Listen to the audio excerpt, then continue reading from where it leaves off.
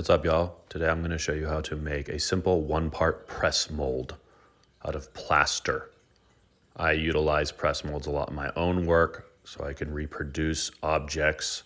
The masks there are from a press mold. That's a student piece. My buildings there, that's from a press mold. The little cars are all from a press mold. Those pump jacks are from a two-part press mold, which I'll talk about in a later demo. There's the little cars from a press mold. So for the demo's sake, I'm going to make a press mold out of these textured bars here, which I can use in my sculptural works.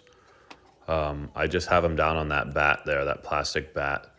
A lot of times we use Murphy's oil soap in mold making so that the plaster will release from objects once the plaster's set.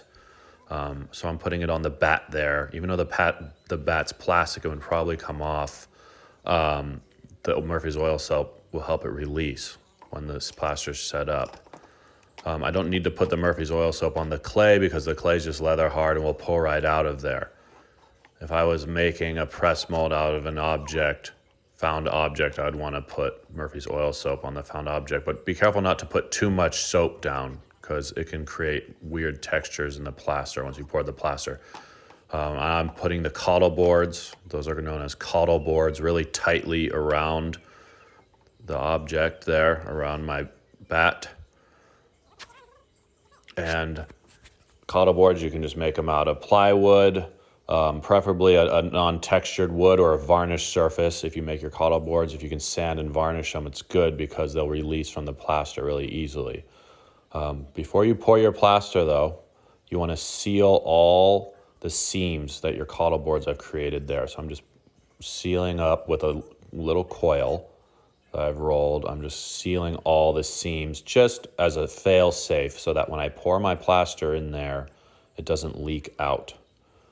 We want to try to avoid plaster disasters here.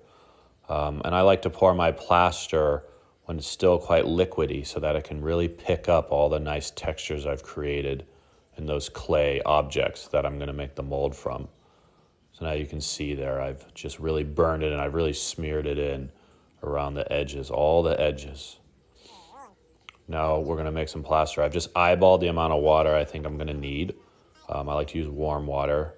And now I start just sifting the plaster in, scoop at a time until it forms an island there in the water in the bucket. I keep my plaster bag in garbage bags when I'm not using the plaster. I can really seal it up to keep moisture out of my big plaster bag because that can ruin your plaster. But anyway, so I'm just sifting the plaster in, again, until it builds like a 2-inch island mound in the middle. And you want the mound to remain without dissipating completely into the water. So wait a little bit. And then after you've created that mound, which you see I'm starting to create, you want to just let it kind of sit for a little bit, a few minutes to let the plaster absorb the water. So you can see I'm building up the island there. Once you've got a decent sized island in there that doesn't completely erode into the water, you know you have a good water to plaster ratio. Then mix the plaster with your hand gently because you don't want to whip air bubbles into it. And you want to mix it to like a heavy cream consistency, a very heavy cream. You know if it has that texture of a heavy cream, that it's a good consistency. And if you drag your finger across the top of the bucket of plaster before you pour it, obviously, and it creates like a nice big wake, you know you got a good ratio. And always have a plaster rinsing clean bucket standing nearby. Don't ever dump plaster down your sink. Once you've poured your plaster into your mold, gently tap the table to release any air bubbles that might be trapped against your object and the plaster because you don't want those air bubbles. So tap the table. A lot of times I'll stand by with a little extra clay in case it leaks. I can clog the leak from the outside. Now that is rubbing alcohol.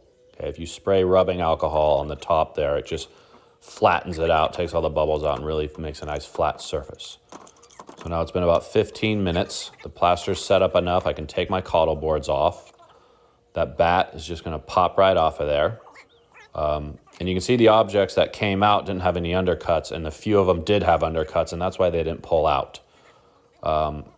After I poured the mold, I spent quite a bit of time with one of my little ceramic tools, cutting all the undercuts out, get all the clay out of there, cutting all the undercuts away, so that when I use the press mold, the clay releases easily and doesn't get stuck in my press mold. Now just be careful that when you're cleaning up your mold, you don't mess up any of the beautiful textures in there, design work you've created. So I'm just there scraping away the undercuts. You're bound to get a little bit of undercuts when you do this technique, and that's okay because you can adjust the mold accordingly. And I also like to take a shear form tool there, great tool, you can get it at the local hardware store, and round the edges. I don't like to leave sharp edges on any of my molds because they'll just chip away. So now here we go, I've let the molds cure. It can take a number of days for your molds to dry out. They won't work if they're wet. So you can expedite drying your molds by sticking them in the sun or in front of a fan at home, or even in your oven at about 200 degrees with the door cracked. But once your molds are nice and dry, go ahead and start using them. And again, I've got all the undercuts taken out of the molds, so you can see how the piece just pops right out of there. If there was undercuts in these, they wouldn't come out. So this little car mold I have, sometimes I'll just fill all these little spaces up, all these little cars up, scrape the clay away, let it sit about 20 minutes, flip the mold over, tap it, and they will fall right out of there because no undercuts.